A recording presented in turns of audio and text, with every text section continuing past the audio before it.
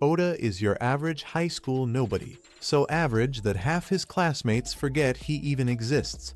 He spends his days quietly reading isekai novels, not because he's bullied, but because talking to people gives him anxiety. But one day, his boring life takes a wild turn.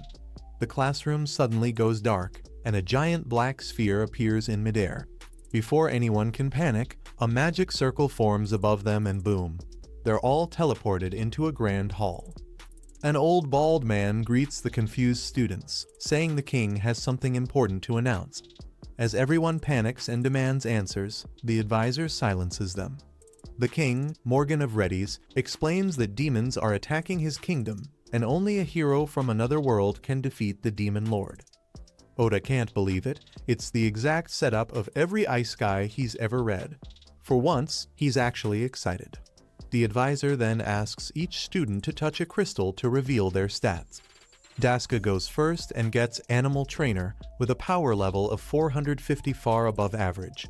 Others receive roles like Knight, Healer, and Disenchanter. When Oda's turn comes, his class is revealed as Assassin with a power level of 1 in 800, double the hero, Tsukasa, who only has 900. But when Oda is told to touch the crystal again, he hesitates. He's read enough isekai to know shady kings when he sees them.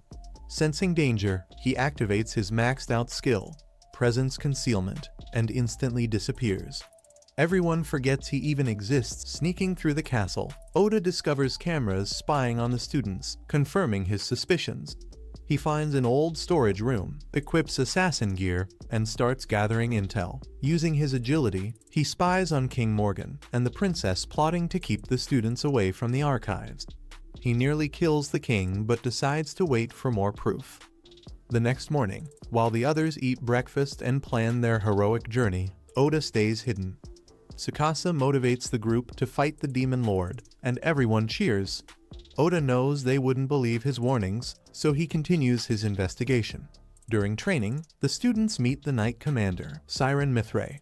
Oda watches from the shadows, but gets caught. Siren's special eyes can see heat signatures.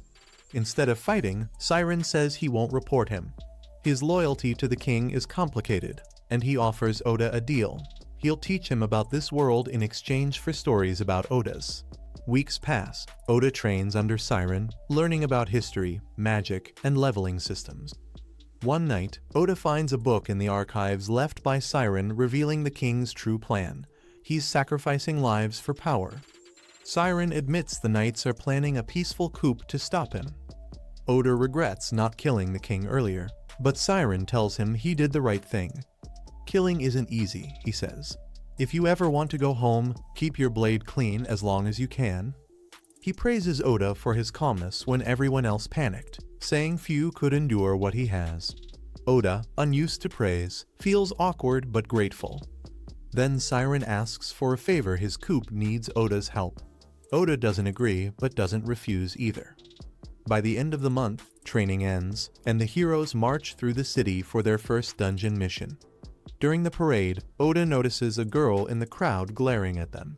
He follows her, and she says if he doesn't know what the kingdom sacrificed to summon them, he's more naive than she thought. She refuses to explain but tells him to find the truth himself. Inside the dungeon, the team fights endless waves of orcs. Tsukasa orders a retreat, and Siren clears a path with his divine sword.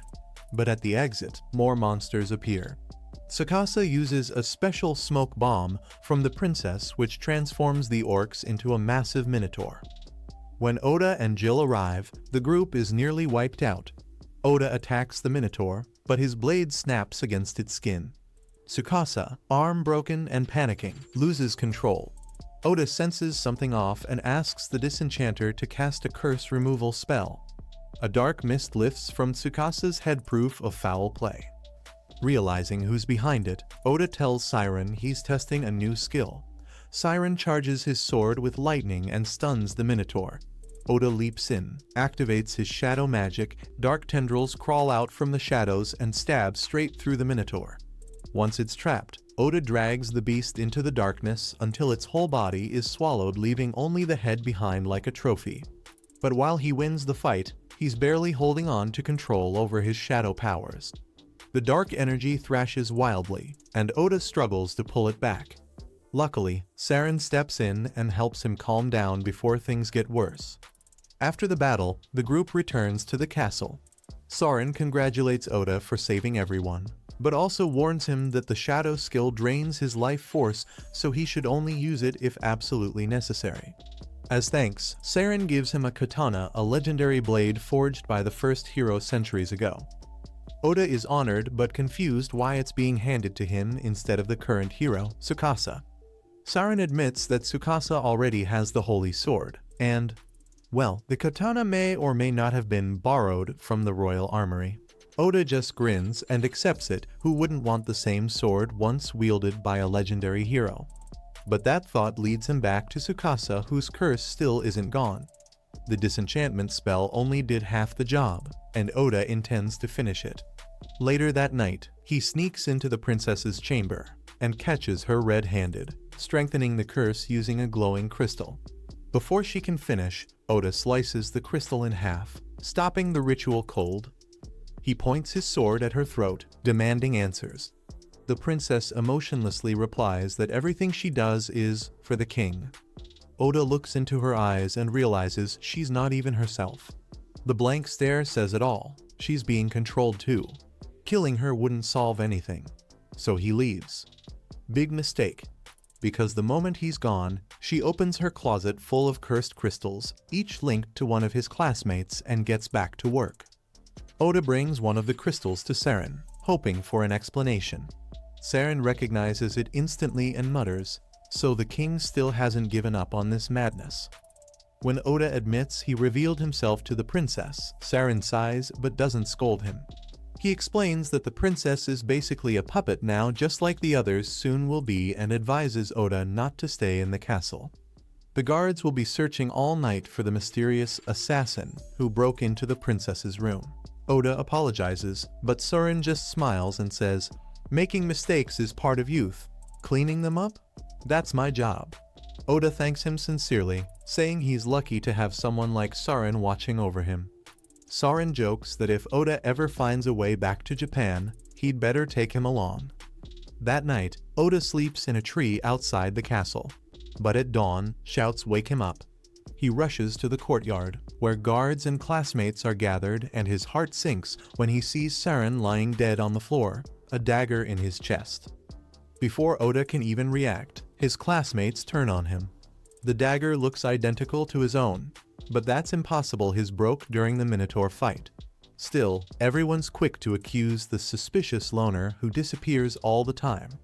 Oda realizes the princess must have cursed them all. Only Tsukasa defends him, insisting there's no proof. Then the king arrives. With fake sorrow and real malice, he declares Oda guilty of treason and orders his execution on the spot. Oda catches a sly grin from the princess, the final clue that this was all a setup. He vanishes using his concealment skill before the guards can strike. He sneaks to Jill, the only trustworthy one left.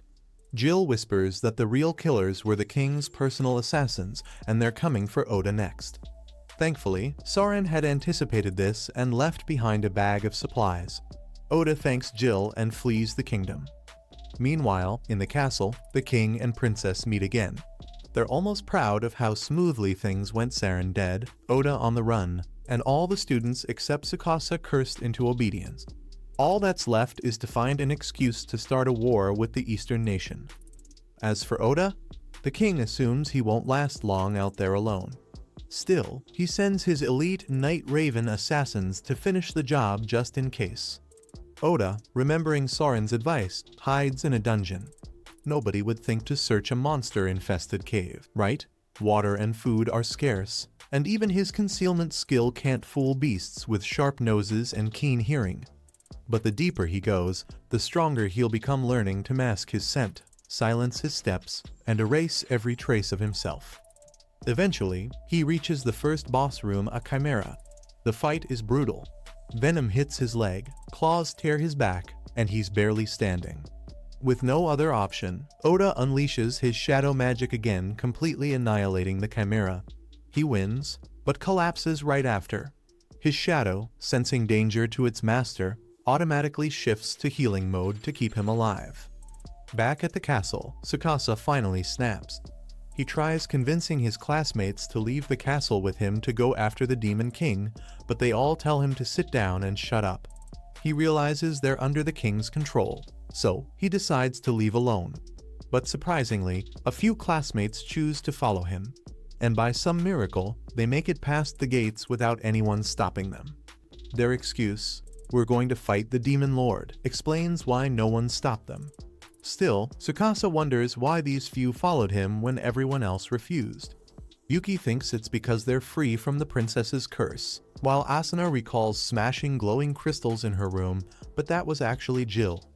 Using his manipulation skill, he controlled Asuna's body to destroy the crystals and free some students, fulfilling Saren's last wish.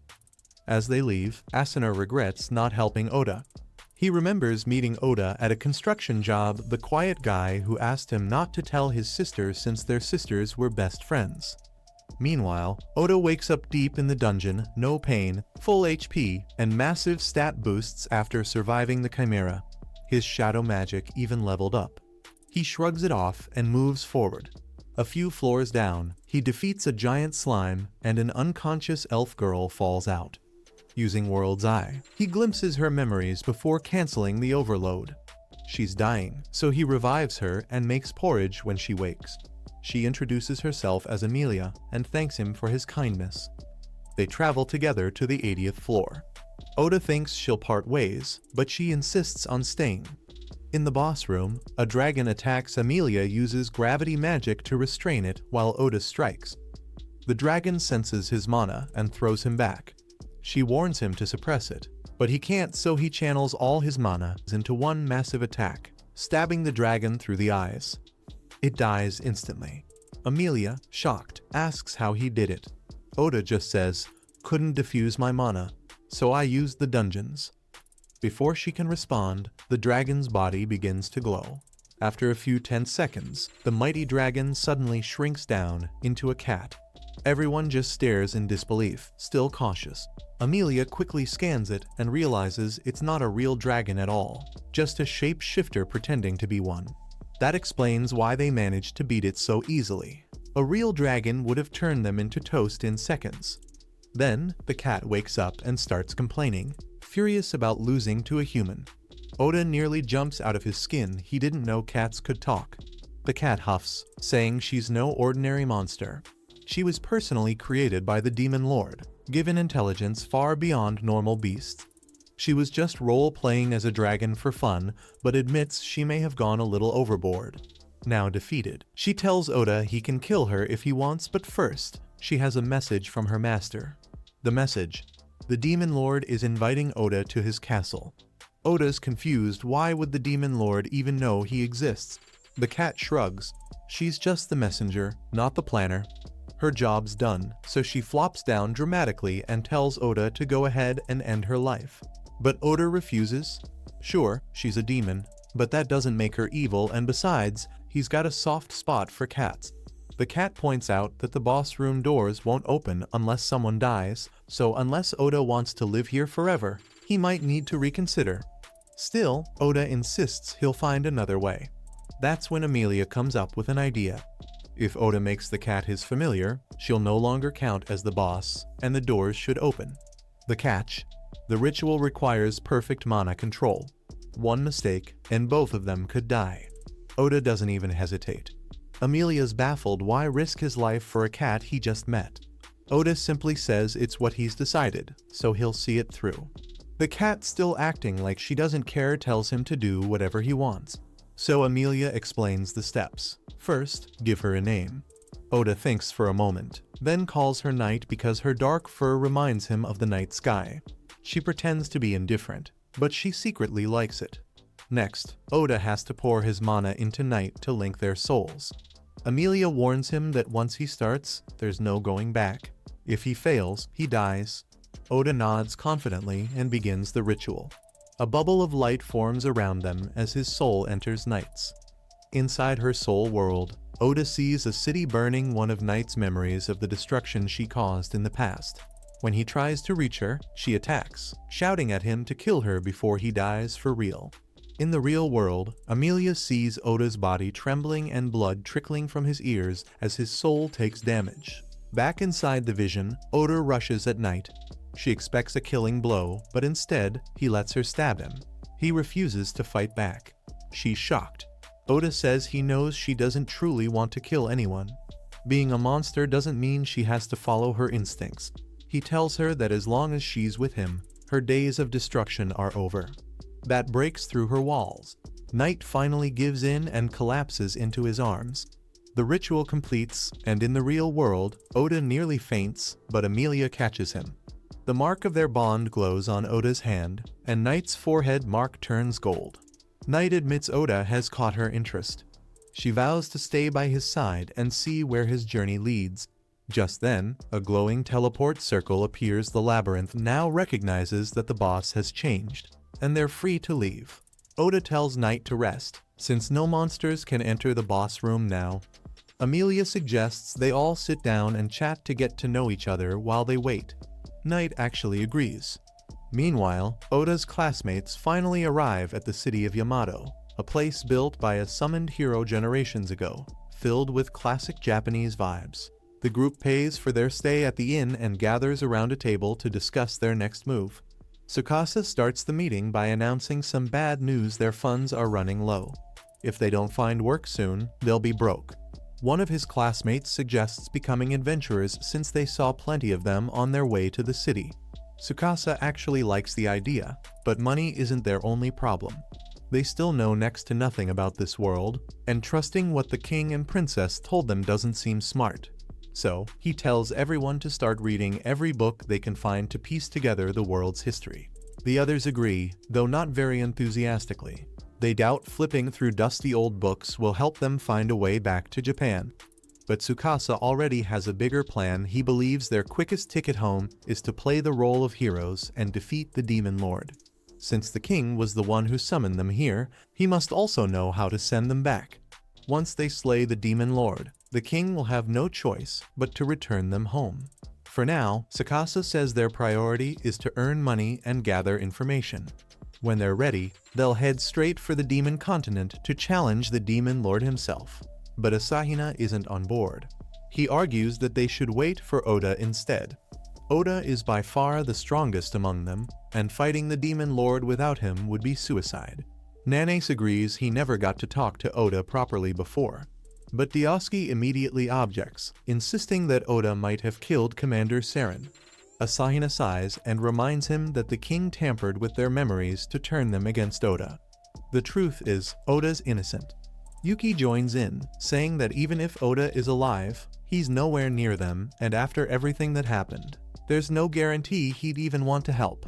Tsukasa understands Asahina's wish to wait for Oda strong, loyal, and trustworthy, but also knows Oda prefers working alone.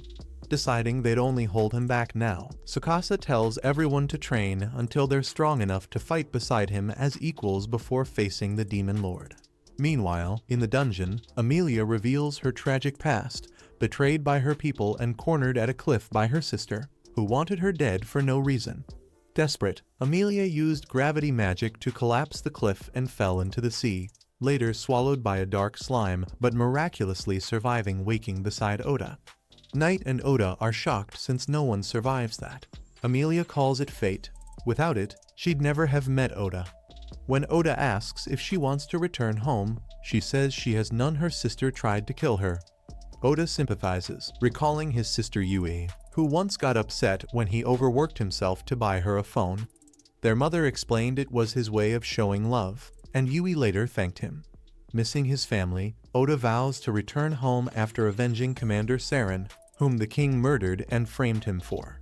Before leaving, Oda asks Night about the teleportation circle's destination. She doesn't know, but Amelia recalls it sends travelers to where they most desire, choosing one person's wish. The circle activates, transporting them to a vast plain with a giant tree, the Elven Kingdom. Amelia panics. It's her homeland, the last place she wants to be. An elf scout attacks, calling her a traitor, but Oda saves her and knocks him out. Soon, more elves appear led by her sister. Before everything fell apart, Amelia's life was pretty great. She was next in line to rule the Elf Kingdom and had what she thought was a solid bond with her sister, Kilika. But things slowly went downhill. One by one, her advisors and guards turned against her, until Kilika suddenly accused her of a terrible crime. Without any investigation, everyone believed the worst, that Amelia was guilty simply because she was a child of blight. Forced to flee for her life, Amelia left the kingdom behind. Now, facing Kilika again, she's unsure what to do. She tries to de-escalate things, saying she'll leave peacefully, but Kilika is dead set on capturing her. Before Kilika can act, Oda steps in front of Amelia, ready to protect her. Kilika scoffs, asking who he thinks he is to interfere in elf affairs. Oda replies that he met Amelia just a day ago, but he likes her enough not to let anyone talk to her that way. When Kilika keeps calling Amelia a criminal, Oda asks what crime she supposedly committed. Kilika rolls up her sleeve, revealing a large bruise and claiming Amelia once poisoned her with a disguised potion. She declares that harming another royal is unforgivable. Amelia insists it really was medicine, but Kilika sneers that no one will ever believe her. Then Kilika gets close to Oda, locking eyes with him. Amelia instantly realizes what's happening and shouts for him to back away, but it's too late. Kilika laughs, saying her mesmerize skill has already taken hold, meaning Oda's heart now belongs to her. But instead of fear, Kilika sees fury in Amelia's eyes. Amelia demands she undo the spell and apologize. Oda should be free to choose who he loves. Kilika is thrown off. Her timid sister now looks ready to tear someone apart. Then Oda calmly tells Amelia to relax, he's not under any spell. Mesmerize only works on people weaker than the caster, and clearly, he's stronger. Kilika refuses to believe a bunkin like him could overpower her, but Oda doesn't care what she thinks. What he does care about is Amelia's name being cleared. He tells Kilika to drop the false charges. When she challenges his certainty, he replies that Amelia isn't the kind of person who would poison her own sister. Realizing she's lost this round, Kilika orders her guards to attack. But before they can strike, the king himself appears. He orders everyone to stand down. Kilika panics. He was supposed to be away for months. The king explains he returned early and demands to know what's happening. The guards rush to defend Kilika, but the king quickly notices they're under her spell. Furious, he orders her to release them and apologizes to Amelia, promising Kilika will face punishment. Then he turns to Oda and commands him to leave elf territory. Immediately, humans have no place there. Amelia steps up, defending Oda and explaining he saved her life, but the king still won't allow it. When she says she'll leave with him, the king forbids it. She's the heir he trusts most. Oda steps in again, saying it's Amelia's decision, not her father's. The king warns him to stay out of elf matters, but Oda reminds him he doesn't serve under his rule. If needed, he's ready to make the king listen by force. Seeing what Oda did to Liam earlier, the king realizes he's not bluffing. Never one to back down, the king proposes a duel. Whoever loses must obey the victor. Oda accepts. The fight will take place at the base of the holy tree, as tradition demands. As they walk there, Amelia apologizes for dragging Oda into the chaos, but he smiles and says it was his choice. Then, remembering Kilika's earlier insult, he asks her the one thing still on his mind: what exactly is a child of blight? Amelia explains that there's an old elven legend when twins are born. One might differ from their parents and bring disaster upon the land. That unlucky twin is called a child of blight. In ancient times, elves even killed the odd twin at birth out of fear. Mag is shocked to learn some elves still believe in that nonsense, even though it was proven to be just superstition ages ago. Amelia admits it's rarely an issue now, but Kilika has been using it against her lately, all because her eyes and hair are a different color. Clearly, Kilika was just using the myth as an excuse to turn everyone against her. Oda, however, says he finds Amelia's eyes and hair beautiful.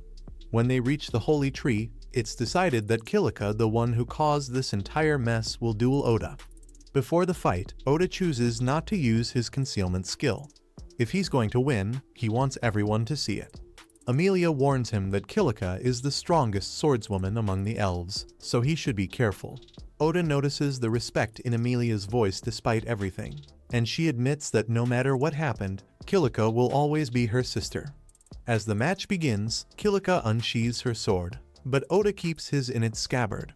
Kilika snaps, asking if he's mocking her, but Oda calmly replies that he just doesn't want to accidentally kill her. Kilika charges in with lightning-fast strikes aimed at his vital points, but Oda dodges them all with ease. He admits she's every bit as skilled as her title suggests, but he's simply faster. After shoving her back, he tells her to give up before she gets hurt. Instead, Kilika gets furious and unleashes her trump card. Her sword starts glowing as a raging wind swirls around her. She fires off violent gusts that nearly catch Oda off guard, but he dodges just in time. Knight identifies her move as buff magic, and Amelia explains that Kilika is the only elf who can use it, and she's mastered it completely. Now Oda is forced to stay on the move, dodging every attack. Oda notices Kilika looks sad. When he points it out, she denies it, claiming she's happy, but he calmly says she looks miserable. Furious, she attacks again. Oda dodges, sweeps her legs, and holds his blade to her neck, showing he could have ended it any time. He urges her to surrender and reconcile with Amelia, but Kilika refuses, crying that Amelia stole her place, her recognition, her worth. Losing control, Kilika unleashes violent winds, shouting that Amelia's divine gift ruined her life. The truth spills out. She once admired her sister, but after Amelia was revealed as a spirit medium, she felt invisible. Amelia tries to reason with her, but Kilika won't listen. Then Liam appears, handing Amelia a holy branch. She mounts Knight and uses purification magic, breaking Kilika's mesmerized spell and freeing everyone. The backlash sends Kilika into a frenzy. She releases her strongest attack, forcing Oda to counter with shadow magic. His dark wave overwhelms her storm and knocks her down. Defeated, Kilika believes Amelia and Liam came to mock her, but Liam gently says he's worried. She insists he must have gone to Amelia once freed, but Amelia reveals he was never under her spell. Heartbroken, Kilika begs for exile or execution. The king steps forward, admitting fault years ago. He sealed her painful memories to protect her. When he releases the seal, her past floods back. As a child, she was tricked by a stranger into using cursed orbs that released monsters from a dungeon. She fought to stop them but watched Liam die, and the guilt broke her. The king erased the memory to spare her pain. What she never knew was that Amelia later revived everyone with her gravity and resurrection magic. Everyone survived except Kilika, who forgot and believed she'd been abandoned. Realizing the truth, Kilika collapses in tears. Amelia hugs her, saying nothing can break their bond as sisters. That night, the elves celebrate Kilika's return to herself. The king thanks Oda for saving both daughters and grants Amelia freedom to choose her path, even if it means leaving with Oda. When asked about his next destination, Oda says he's heading to the Beast Continent for weapons and gear. Meanwhile, his classmates including Asahina have already set sail for the same place after conquering Yamanu Dungeon. The next morning, the Elf King arranges an escort to take Oda and Amelia safely to the border, explaining that kidnappings along the coast have increased. He even offers to accompany them himself, but Oda politely declines and agrees to take the carriage. During the ride, Oda asks Knight why she stayed silent during the elf conflict. She admits she didn't want to reveal she's actually a demon, knowing not everyone would accept her like Oda does. Oda understands but asks if her master, the Demon Lord, is fine with that. Knight explains their link remains through sight and hearing, but he no longer controls her, and she has no intention of betraying Oda.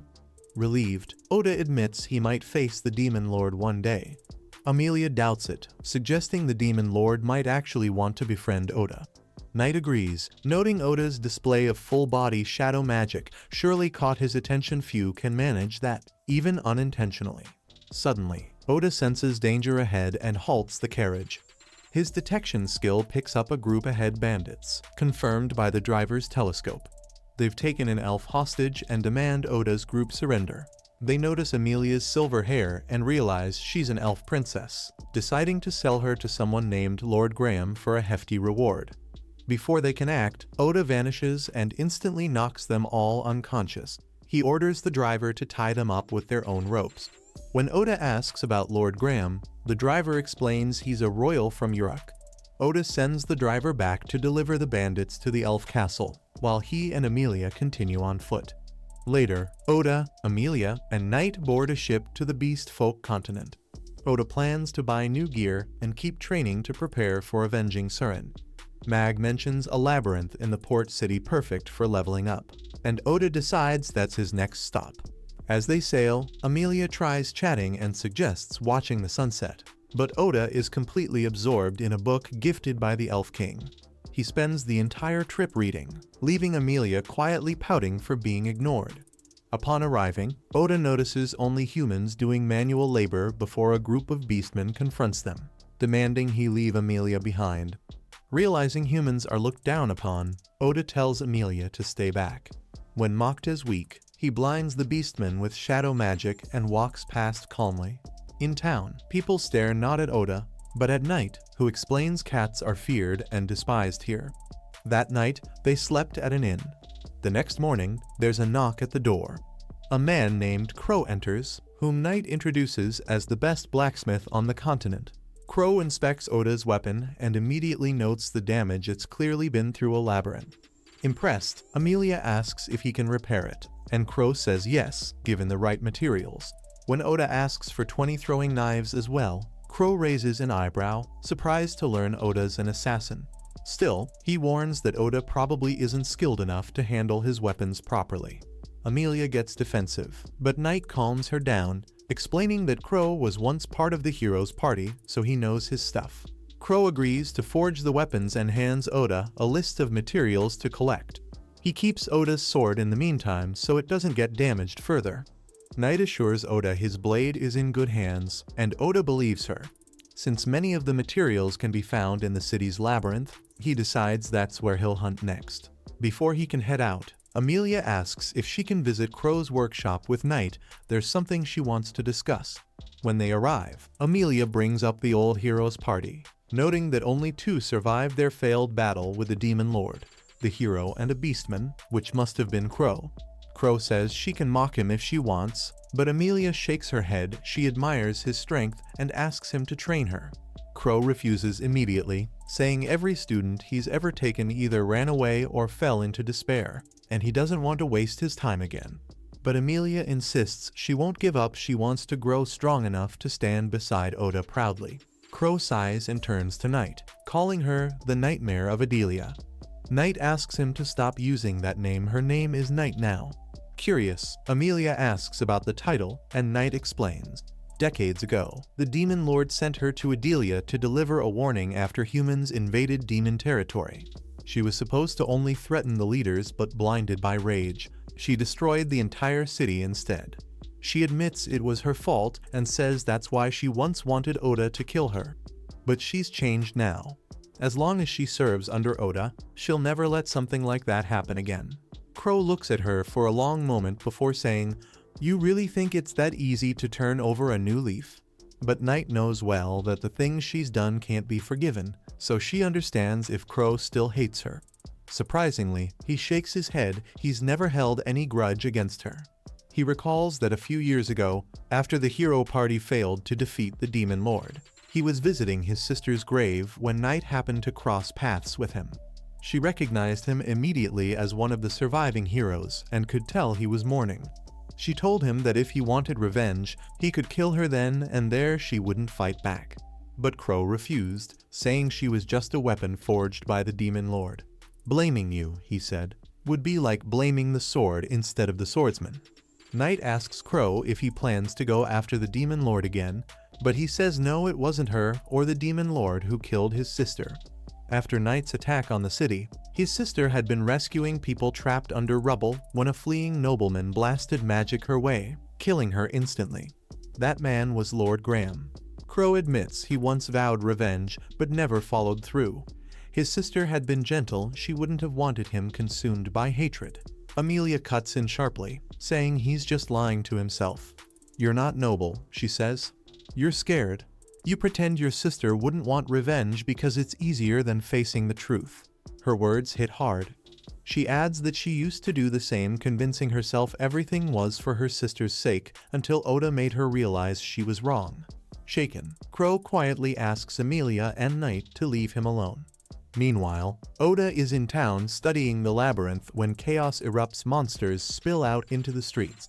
Amelia rushes to help but is intercepted by Oram, a boy she instantly recognizes as the one who once deceived Kilika. Grinning, he says the Demon Lord ordered him to keep Amelia alive for her unique magic. He traps her with monsters and drags her into the labyrinth. When Oda arrives, she's already gone. Determined to save her, he first clears the city, telling Night to get clear. Realizing his intent, she retreats as Oda unleashes his full shadow magic, erasing every monster in sight. The power overwhelms him, and he collapses. And that's where episode 5 ends. Subscribe so you don't miss what happens next.